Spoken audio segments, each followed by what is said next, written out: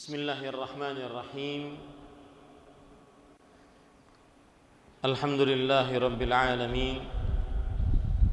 Wa bihi nasta'inu ala umuri dunya waddin.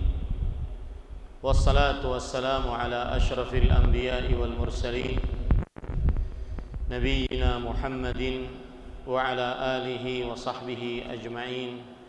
Amma ba'du. Alhamdulillah, kita bersyukur pada Allah Subhanahu wa ta'ala yang telah memudahkan kita untuk melaksanakan salat zuhur berjamaah. Salawat dan salam semoga selalu Allah berikan pada Nabi kita Muhammad sallallahu alaihi wa ala alihi wasallam dengan nama-nama Allah yang husna dan sifat-sifatnya yang ulia. Kita berdoa, Allahumma inna nas'aluka ilman nafi'an wa rizqan tayyiban wa amalan mutaqabbala. Ahibati hafizakumullah ta'ala, kita melanjutkan pembacaan kitab Riyadhus Shalihin min kalami Sayyidil Mursalin yang ditulis oleh Al-Imam An-Nawawi rahimahullahu ta'ala, dan masih di dalam babun niyah,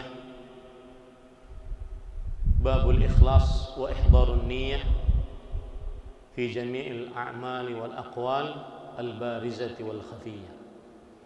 Bab yang pertama, niat ikhlas dalam segala ucapan dan perbuatan yang tampak maupun yang tersembunyi.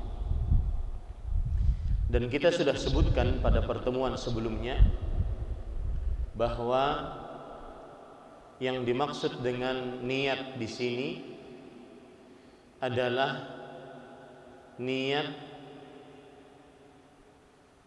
menunjukkan sebuah amal untuk sesuatu.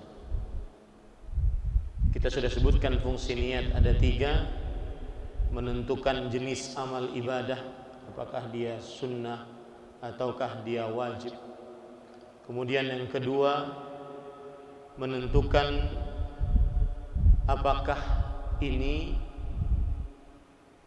sholat ataukah ini gerakan biasa, apakah ini wudu ataukah hanya bersih-bersih saja.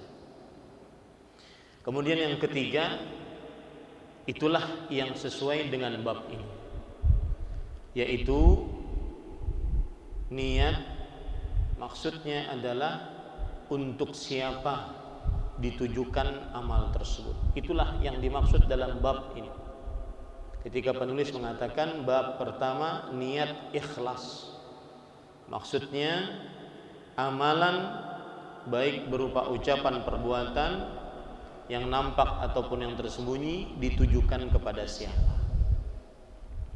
Oleh karena itulah penulis kemudian membawakan ayat-ayat dan juga hadis-hadis yang berkaitan dengan ini. Allah Subhanahu wa ta'ala berfirman, ayat yang pertama dibawakan oleh penulis sebagai dalil terhadap bab ini. Allah Subhanahu wa ta'ala berfirman, "Wa ma umiru illa liya'budullaha mukhlishina lahuddin hunafa'a wa yuqimus salah wa yu'tuz zakah wa dzalika dinul qayyimah." Padahal mereka tidak disuruh kecuali supaya menyembah Allah dengan memurnikan ketaatan kepadanya dalam menjalankan agama yang hanif, dalam tanda kurung murni, dan supaya mereka mendirikan salat dan menunaikan zakat, dan yang demikian itulah agama yang lurus. Quran surah Al-Bayyinah ayat 5.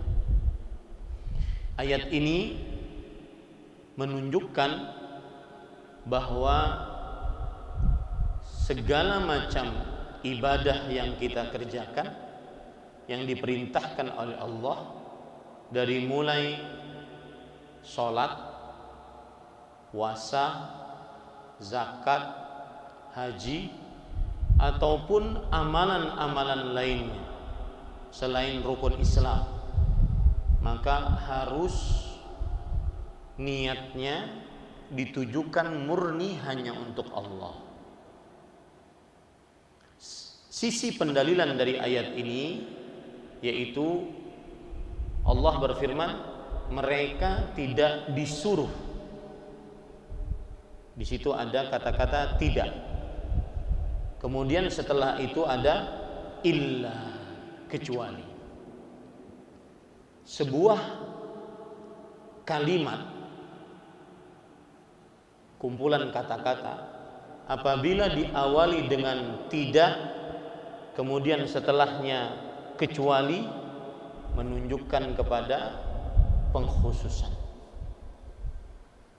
Padahal mereka tidak disuruh kecuali supaya beribadah kepada Allah dengan memurnikan ketaatan kepadanya.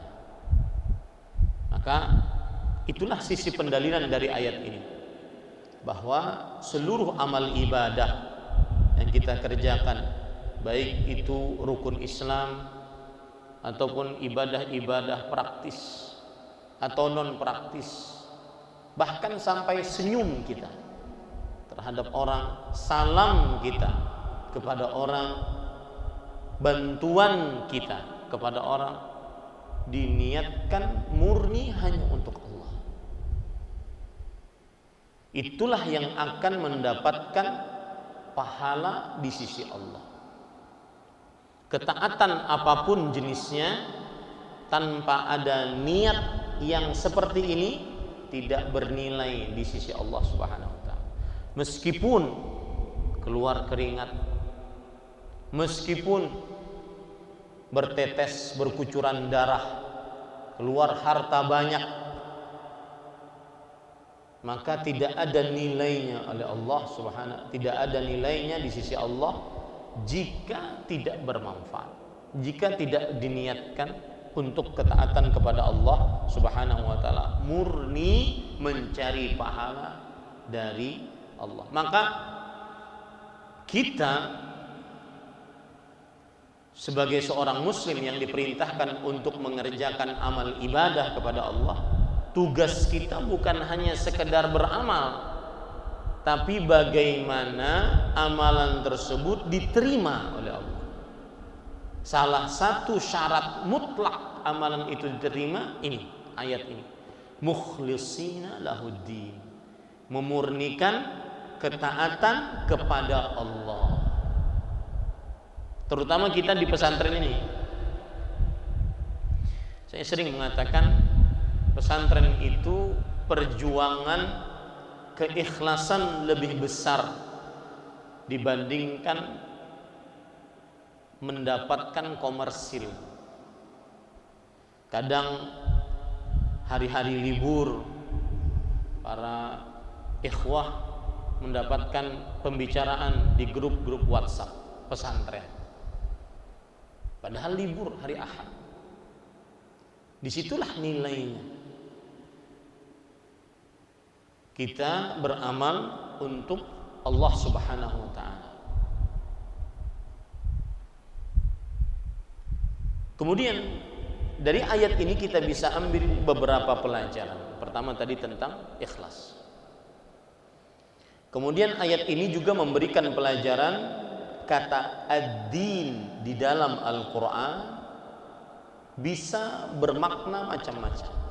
Seperti Allah berfirman, mukhlishina lahuddin, memurnikan kepada Allah ad-din. Di dalam surah Al-Fatihah, maliki yaumiddin, itu beda-beda maknanya. Kalau dalam ayat ini Al-Bayyinah ayat 5, ad-din yang dimaksud adalah amalan, ketaatan kepada Allah. Amalan ketaatan kepada Allah. Sedangkan dalam surah Al-Fatihah, ad-din yang dimaksud maliki yaumiddin, raja di hari pembalasan, berarti hisab ataupun al-ajru 'alal amal. Belum lagi nanti Allah berfirman dalam surah Ali Imran kalau tidak salah, inna dina 'indallahil Islam, sesungguhnya Din di sisi Allah adalah din Islam. Din di sini ajaran. Jadi kata ad-din dalam agama, dalam Al-Quran beda-beda maknanya, sesuai dengan redaksi yang ada di dalam ayat atau hadis tersebut.